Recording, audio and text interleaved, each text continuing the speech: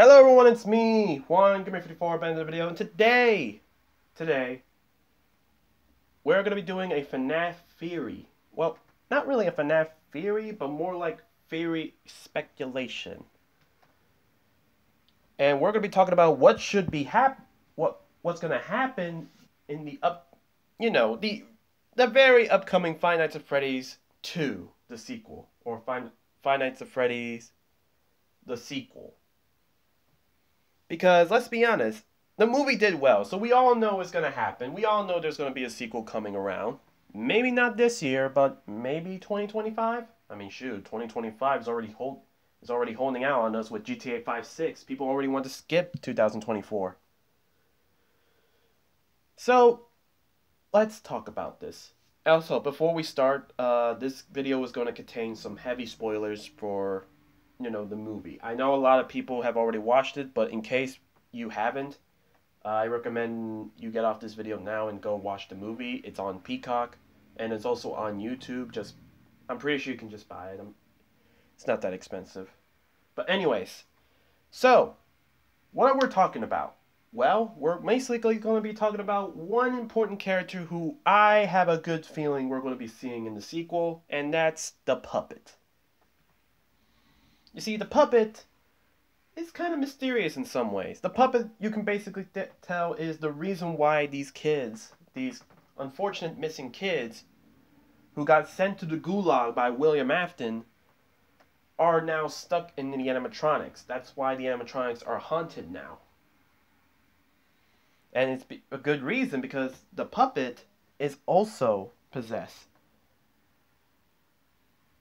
So, and the puppet's ghost is called Charlie Emily. Charlie Emily being the daughter of Henry Emily. So, are we going to be expecting the Emilys to show up? Well, don't get me wrong, I do want to see Henry show up in the big screen. Like, let's be honest, we already saw a live-action William Afton. I mean, wonder what's good with the live-action Henry. But I feel like, for me, I don't know, it's like, if they introduce him now, wouldn't that throw off some things? Like, I'm not saying they shouldn't, and honestly, people can argue that, no, adding Henry Emily in the sequel would be better, but honestly, this would just go out on a left field. But what I'm trying to figure out is that, should Charlotte Emily return in the movie, or should the identity of the puppet be someone new, someone different, someone like Michael's little brother Garrett? Because I can't be the only one who thinks that, Michael's story kinda didn't go anywhere. I mean, oh sure, Michael now lost a job, so now he's, he needs for some work, and basically from William's dialogue to him, yeah, Michael's options are very limited. But you see, Michael's whole shtick in the movie was trying to figure out what happened to his brother. What happened on that day where his brother was taken away from a man in a car? Because even Michael was even using cassette players to, make the wilderness. He takes pills. And always dreams about the same memory over and over. Just to find out clues. Heck, in halfway of the movie, he starts talking with the ghosts within the animatronics, asking them, do you know what happened to my brother? Do you know where he is? Who took him? And it's like, yeah, I mean, people would say that there is no need for an answer because William outright said it. He said the lines of, first I took care of your brother, now I take care of you. So it's pretty much obvious, set in stone, right? William just sent Garrett to the gulag, and now he was planning to do the same thing to Michael. But let's be honest. When is death ever ever permanent in the FNAF franchise. And honestly, if Garrett were to become the puppet, that opens the door to so many story beats. I mean, first of all, it means that, yeah, William Afton, you done goof, because now your victim is still alive, and let's be honest, we don't know how you. I wouldn't be surprised to see if, Garrett was the one who brought the animatronics back to life, but William Afton did something to him.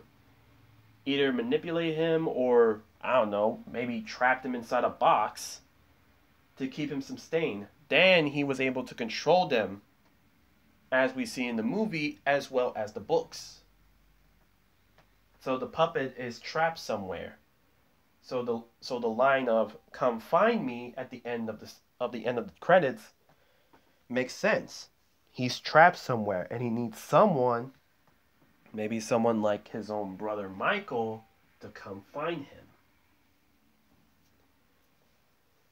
And let's be honest, Springtrap is gonna come back, and let's be honest, the puppet is basically the biggest op. Well, not really the biggest op, but let's just say William made a lot of enemies. One of them being powerful enemies.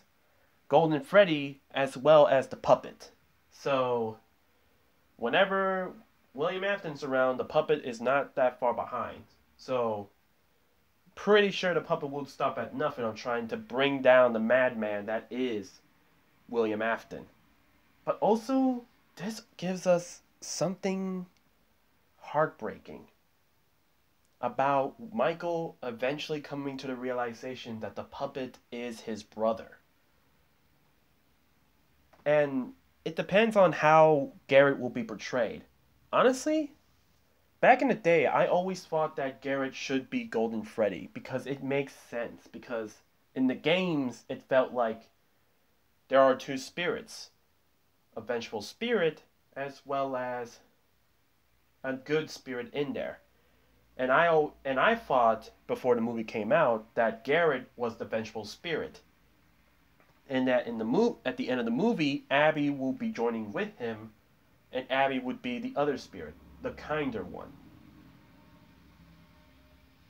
But I mean, like, just imagine Garrett being the animatronic puppet, being the puppet himself. But I would probably, if it were me to make the movie or the sequel, I would probably have Garrett be distant from Michael, and Michael desperately trying to get his brother to see him, realize him. But like, I don't know, like Garrett would be like emotionally stunted or distant, like trying to be distant from Michael because he's a kid. So, and really think about this. Imagine you seeing your brother after so long, and you are now stuck in an animatronic. You two were best friends, but you see him again, and suddenly he has a new best friend? A new sister? A new sibling? You would kind of feel replaced. And honestly, I feel like Garrett would probably want to stay away, or probably say the lines like, "You already have a sibling. Seems like you already moved on from me, but that's alright. I got my own family. They are my family." It would be very heartbreaking because, like, Michael didn't replace him. Like, he didn't want to replace him. And that doesn't mean that he doesn't want Abby either. It's just that, and yeah, I know that doesn't sound like a good characteristic, but let's be honest, Garrett is still a kid. And heck, I wouldn't be surprised if William Afton manipulate him or twist his mind thinking that, "Oh yeah, I saw your brother. Seems like he's doing very well for himself with his new sibling." It would be like, imagine that. Imagine a scene where Michael just gets on his knees, pouring out his emotions, letting out everything that's been boiled up inside of him. And Garrett either doesn't care or he takes what was being told to him, what's being yelled to him, but just simply walks. So that way, either in this movie or I guess in the third finale, Garrett gets down on his knees, hugs Michael, and tells him that I forgive you, but you need to live. Because honestly, I feel like movie two, and potentially the final movie three, should be Michael getting his closure. The next two movies should be about Michael getting his closure. Movie two should be reuniting the brothers, but clear that their relationship is a bit rocky right now. But at the end of the movie, when the missing kids' spirits as well as Garrett has to pass on to the next life, Garrett will ask and plead for Michael to live for himself, to finally move on with his life, so that he can find his own happiness. And I mean, shoot, if Garrett becomes the puppet, I mean, like, there's also story bits that can happen between himself and Abby. Would Garrett be, a little hostile towards his replacement, or would he, secretly ask Abby to protect Michael? Like, honestly, it's interesting. Like, with Garrett being the puppet, that opens up so much emotional beats as well as great story bits. Do I want Charlie to be back in the movie? I mean, yes, I do, but let's be honest. I mean, like, if they threw in the Emilys now, I just don't know how I feel about it. I mean, if they do it right, then sure, I believe it. But honestly, if I have to for the movie, if I have to choose for Garrett or Charlie to be the puppet, I might have to choose Garrett to be the puppet in the movieverse. Now, I know a lot of angry kids are going to say that, no, Charlie is the puppet always. Why are you betraying us? Guys, calm down, alright? I think a lot of people tend to forget that, well, yes, the movie does have differences than the games and the books. I mean, like, we got a character named Vanessa, who kind of sounds like the Vanessa in FNAF Security Breach, interacting with Michael Smith, a character from the first game. The fact that we have Springtrap showing up, Springtrap from FNAF 3 showing up in FNAF 1. The fact that, the spirit of Golden Freddy isn't a black hair girl with pigtails. The movies are different from the games and books. I like to think of the games, the books, and the movie as their own separate timelines. So yes, events are going to happen, but it's going to be happening differently. And honestly, I like it that way. I mean, sure, I have some nitpicks. There were differences from the movie that I just didn't like, but overall, I find myself enjoying the movie. Kevin, who isn't much of a big FNAF fan like I am, enjoyed the movie. The fact of the matter is, sometimes there's going to be differences. There's going to be differences of things that you like and that you don't like. And that's fine. It's always great to follow something new. Besides, if they were going with the whole Charlie being the puppet, people could already see it coming.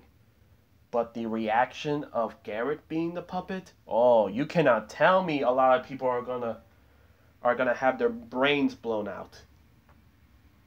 And I guess this also makes one of Maphead's old FNAF theories true. The time when the puppet was led to be believed to be the crying child. Man, that was crazy. But anyways, guys, that's going to be the video, guys. So like the video if you guys enjoy. Comment down below. What do you guys think? Do you think Charlotte Emily should show up and be the puppet? Or do you guys think Garrett should be the puppet? And subscribe. We're trying to upload daily. This is Juan Gamer 54 signing off.